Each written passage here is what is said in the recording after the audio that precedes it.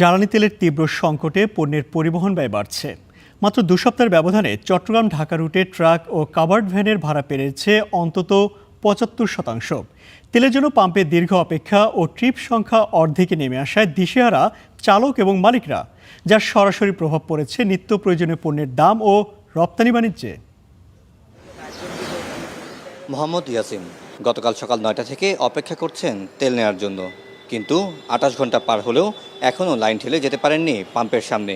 একই অবস্থা তরিকুল সহ অন্যান্য চালকদেরও। এই পাম্পের অবস্থার কারণে কি কয়েছেন আমাকে টিভি কি কয়েছেন 6-7 দিন লাগে যায়।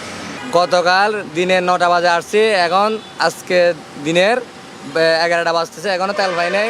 এই পর্যন্ত আপনার জ্যাম ঠেলে ঠেলে পেট্রোল পাম্প পর্যন্ত আসার পরে তেল নাই। কালকে 7টার থেকে দাঁড়ায় ছিলাম, তেল ছিল না, এখনো মনে হয় পাই নাই। এখন তেল আসলে এখন পাবো। পাম্পে ঢুকলে 10 লিটার তেল দিবে, 5 লিটার তেল দিবে। এই তেলে তো আমাদের এই গাড়িগুলো চলে না।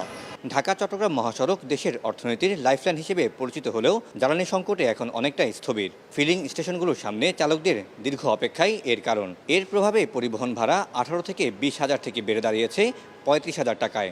মালিকরা বলছেন, ট্রিপ কমে যাওয়ায় লোকসান পুষিয়ে নিতেই বাড়ানো হয়েছে ভাড়া। আগে 36 থেকে 40 ঘন্টার ভিতরে একটা চিটাং থেকে মাল যাওয়া এবং আসার মধ্যে প্রবলেম সলভ হতো। আগে সে 2 দিন বেড়ে গেছে, যার ফলে আমাদের গাড়ি বিভিন্ন জায়গায় ব্লক হয়ে গেছে। ব্লক হয়ে যাওয়ার কারণে আমাদের যে পরিমাণ গাড়ির চিটাং মার্কেটে চাহিদা ছিল সেটা আমরা দিতে পারতেছি না। দিতে না পারার কারণেও মার্কেট বেড়ে গেছে। আবার সময় মতো পণ্য না পাওয়ায় ও বাড়তি ভাড়ায় বিপাকে ব্যবসায়ীরাও। গাড়ি প্রতি প্রায় একটা চালের বস্তায় দেখা যায় যে 1 কেজি বাড়তি। এমনি মিনিমাম চালের বাজার কম আছে, নতুন সিজন আসতেছে, এই হিসাবে চালের বাজার একটু কম। কিন্তু গাড়ি ভাড়া যদি কম থাকতো তাহলে আরও 1 কেজি কম হতো। দেশের অর্থনীতিকে স্থিতিশীল রাখতে হলে জ্বালানি সরবরাহ চেইন এবং লজিস্টিক্স সেক্টরের মধ্যে সমন্বয় ফিরিয়ে আনা অপরিহার্য বলছেন খাত সংশ্লিষ্টরা। তেলের জন্য এমন দীর্ঘ সারি একদিকে যেমন পরিবহন খাতে অস্থিরতা বাড়াচ্ছে, অন্যদিকে সাধারণ ভোক্তার ঘাড়ে বাড়ছে পণ্যমূল্যের চড়া বোঝা।